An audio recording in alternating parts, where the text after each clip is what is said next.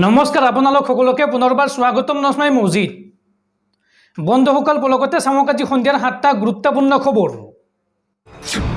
প্ৰথমটো খবৰ, সাৱধান ৰাজ্যবাসী, উজনি অসমৰ পিছত এবাৰ নামনি অসমতো হ'ব জলপ্ৰলয়।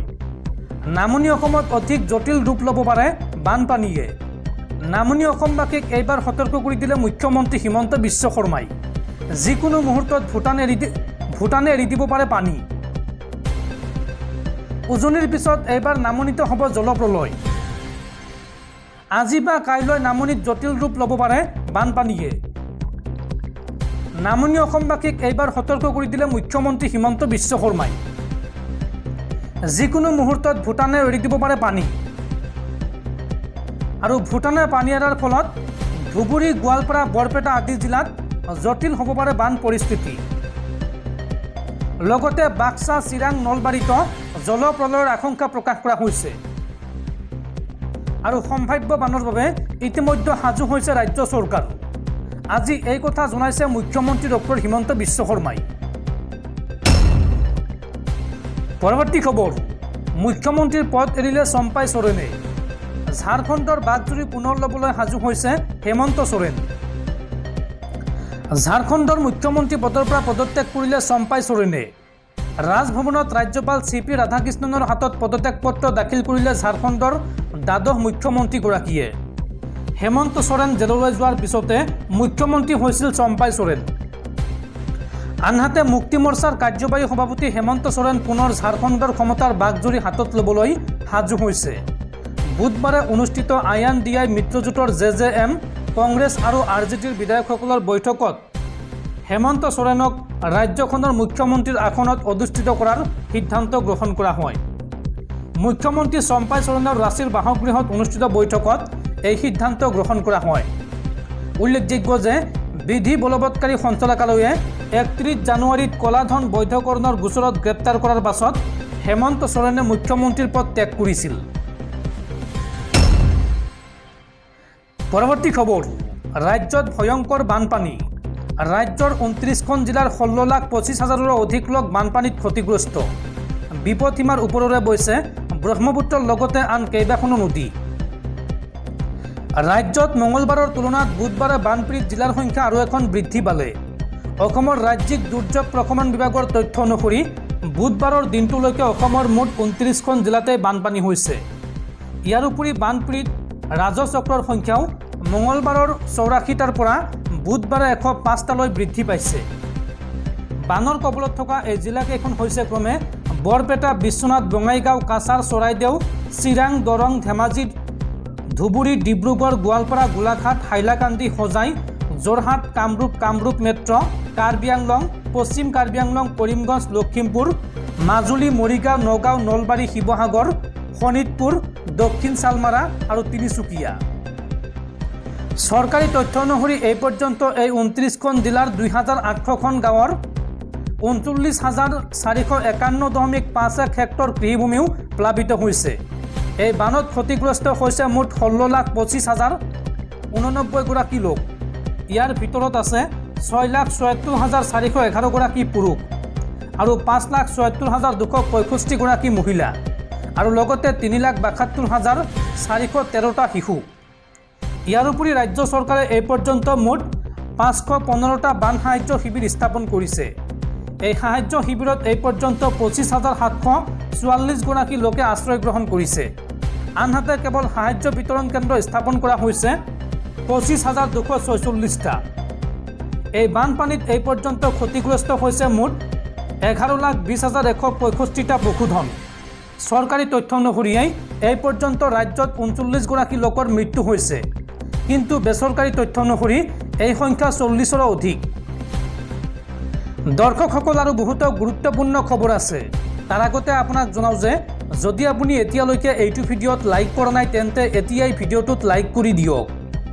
আৰু এনেকুৱা ধৰণৰ ভিডিঅ'সমূহ নিতৌ চাবলৈ চেনেলটো ছাবস্ক্ৰাইব কৰি কাষত থকা বেল আইকনটো প্ৰেছ কৰি ৰাখক। পৰৱৰ্তী খবৰ, ৰাজ্যজুৰি পুনৰ হাই এলাৰ্ট জাৰি। অহা 8 জুলাইলৈকে ৰাজ্যজুৰি জাৰি কৰা হৈছে হাই এলাৰ্ট। এই সন্দৰ্ভত বতৰ বিজ্ঞান কেন্দ্ৰৰ আগজাননী। অহা 8 জুলাইলৈকে ৰাজ্যত হ'ব ধাৰাসাৰ বৰষুণ। অসমৰ আটাইকেইখন জিলাতে কম বেছি পৰিমাণে বৰষুণৰ সম্ভাৱনা আছে 8 জুলাইলৈকে। এই কথা জনাইছে বতৰ বিজ্ঞান কেন্দ্ৰই। পৰৱৰ্তী খবৰ, অসমৰ ডিব্ৰুগড় কেন্দ্ৰীয় কাৰাগাৰত বন্দী হৈ থকা খালিস্তানী নেতা অমৃতপাল সিঙৰ পেৰল মঞ্জুৰ। অহা 5 জুলাইত সাংসদ হিচাপে শপত ল'ব অমৃতপাল সিঙে। অসমৰ ডিব্ৰুগড় কাৰাগাৰত বন্দী হৈ থকা অমৃতপাল সিঙে শুকুৰবাৰে সাংসদ হিচাপে শপত গ্ৰহণ কৰিব। অমৃতৰ ডিচিৰ দ্বাৰা অমৃতপালক 4 দিনৰ পেৰলত অস্থায়ীভাৱে মুকলি কৰাৰ নিৰ্দেশ জাৰি কৰা হৈছে। উল্লেখযোগ্য যে কাৰাগাৰত থাকোঁতে অমৃতপাল সিঙে পাঞ্জাৱৰ খাদুৰ চাহিবৰ সমষ্টিৰ পৰা প্ৰতিদ্বন্দ্বিতা কৰি নিৰ্বাচনত জয়ী হৈছিল।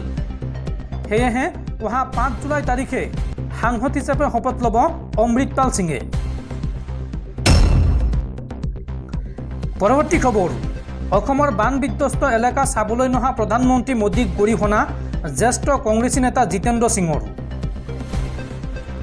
অসমৰ ভয়াৱহ বান পৰিস্থিতি নিয়ন্ত্ৰণ কৰাৰ ক্ষেত্ৰত কেন্দ্ৰীয় চৰকাৰ সম্পূৰ্ণৰূপে ব্যৰ্থ হোৱা বুলি অভিযোগ কৰিছে নিখিল ভাৰত কংগ্ৰেছ কমিটিৰ অসমৰ দায়িত্বত থকা সাধাৰণ সম্পাদক জিতেন্দ্ৰ সিঙে। জ্যেষ্ঠ কংগ্ৰেছ নেতাজনে কয় যে অসমত পূৰ্বতে হোৱা বান পৰিস্থিতি নিয়ন্ত্ৰণৰ বাবে সেই সময়ৰ প্ৰধানমন্ত্ৰী ডক্টৰ মনমোহন সিঙে যৎ পৰোনাস্তি চেষ্টা চলোৱাই নহয় অসমৰ বান বিধ্বস্ত এলেকাসমূহ পৰিভ্ৰমণ কৰিছিল। কিন্তু বৰ্তমান প্ৰধানমন্ত্ৰী নৰেন্দ্ৰ মোদীয়ে বানাক্ৰান্ত এলেকালৈ গৈ মানুহৰ দুখ দুৰ্গতিৰ বুজ লোৱাটো বাদেই পৰ্যাপ্ত পৰিমাণে সাহায্য মুকলি কৰি দিয়া নাই।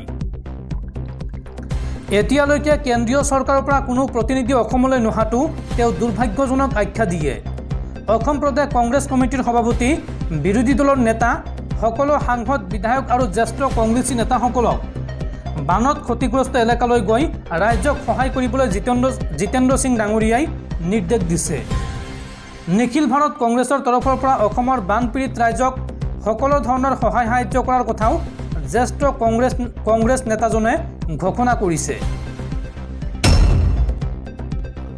পৰৱৰ্তী খবৰ, মোদী চৰকাৰৰ বৃহৎ সিদ্ধান্ত। মোদী চৰকাৰে গঠন কৰিলে 8খন কেবিনেট কমিটি আৰু এই কমিটিত গুৰুত্ব বাঢ়িছে মিত্ৰ দলসমূহৰ। কেন্দ্ৰীয় কেবিনেট কমিটিত বিজেপিৰ মিত্ৰ দলসমূহৰ গুৰুত্ব বাঢ়িছে। বুধবাৰে মোদী চৰকাৰে নিৰাপত্তা, অৰ্থনৈতিক আৰু ৰাজনৈতিক বিষয়ক 8খন কেবিনেট কমিটি গঠন কৰে। সেই সমিতিসমূহত NDAৰ মিত্ৰ দলৰ মন্ত্ৰীৰ উপস্থিতি পূৰ্বতকৈ অধিক বৃদ্ধি পাইছে। বুধবাৰে নিশা প্ৰকাশ পোৱা এক অধিসূচনা অনুসৰি নিৰাপত্তা বিষয়ক কমিটিত আছে প্ৰধানমন্ত্ৰী নৰেন্দ্ৰ মোদী, প্ৰতিৰক্ষা মন্ত্ৰী ৰাজনাথ সিং, গৃহমন্ত্ৰী অমিত শ্বাহ, বিত্তমন্ত্ৰী নিৰ্মলা সীতাৰমণ আৰু বৈদেশিক পৰিক্ৰমা মন্ত্ৰী এছ জয়শংকৰ। আনহাতে অৰ্থনৈতিক পৰিক্ৰমা সমিতিত গুৰু উদ্যোগ আৰু তীখা মন্ত্ৰী HD কুমাৰস্বামী, পঞ্চায়তী ৰাজ আৰু মীন মন্ত্ৰী ৰাজীৱ ৰঞ্জন সিং, লালন সিঙকে ধৰি বহুকেইজন অন্তৰ্ভুক্ত হৈছে। লগতে TDPৰ কে ৰামমোহন নাইডু, হামৰ জিতন ৰাম মাঝীয়ে বিজেপিৰ শীৰ্ষ নেতাৰ সৈতে পুনৰ ৰাজনৈতিক পৰিক্ৰমা কেবিনেট কমিটিত আসন লাভ কৰে। অৱশ্যে 8খন কেবিনেট কমিটিৰ সদস্যৰ অধিকাংশই বিজেপিৰ। সকলো সমিতিতে আছে গৃহমন্ত্ৰী অমিত শ্বাহ, ৰাজনাথ সিং আৰু নীতিন গাডকাৰীও প্ৰায়বোৰ কমিটিতে আছে। কেন্দ্ৰৰ কেবিনেট কমিটিসমূহত NDAৰ সদস্যসকলৰ গুৰুত্ব বৃদ্ধি পোৱাটো যথেষ্ট উল্লেখযোগ্য। কেবিনেট কমিটিয়ে কেন্দ্ৰ আৰু ৰাজ্যৰ সম্পৰ্কত গুৰুত্বপূৰ্ণ সিদ্ধান্ত লোৱাৰ আগত আলোচনা কৰে। আনহাতে বিত্ত সমিতিৰ কেবিনেট কমিটিয়ে সকলো বিত্তীয় সিদ্ধান্ত লোৱাৰ আগত আলোচনা কৰে। সূত্ৰসমূহৰ মতে এই সমিতিসমূহত মিত্ৰ দলসমূহ অন্তৰ্ভুক্ত হোৱাৰ অৰ্থ হ'ল বিজেপিয়ে এতিয়া একপক্ষীয়ভাৱে এই বিষয়সমূহৰ ওপৰত সিদ্ধান্ত ল'ব পৰা অৱস্থাত নাই। অৰ্থাৎ ইমান দিনে প্ৰধানমন্ত্ৰী নৰেন্দ্ৰ মোদী আৰু বিজেপিয়ে যিদৰে সকলো সিদ্ধান্ত একপক্ষীয়ভাৱে লৈছিল সেইটো এতিয়া আৰু নহ'ব।